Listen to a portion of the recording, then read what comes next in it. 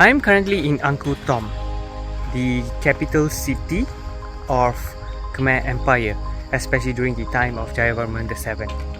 So there's lots of evidence of people's settlement, lot of smaller temples within Angkor Thom, and the royal palace of Jayavarman VII was also in Angkor Thom as well.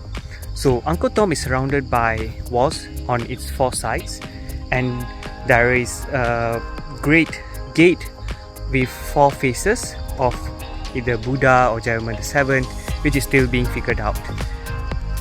But as tourists, typically you would join the small circuit or the grand circuit, and they would just bring you to the wall or the Bayon Temple of Angkor Thom.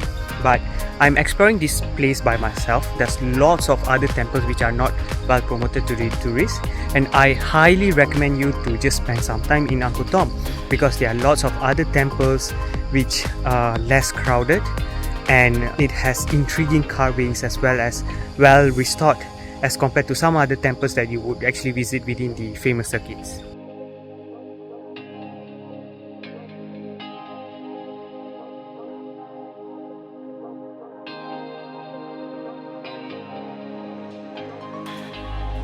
This is Bayon Temple. I made a separate video just for this temple. You can check it out under my Cambodia playlist.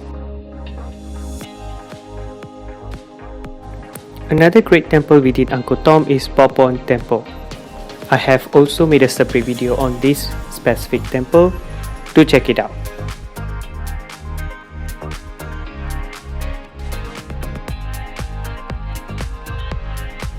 Visiting Angkor Thom was indeed different as compared to visiting temples, because you are actually in the capital city of Khmer Empire back then. Do check it out when you visit Angkor Wat Archaeological Park.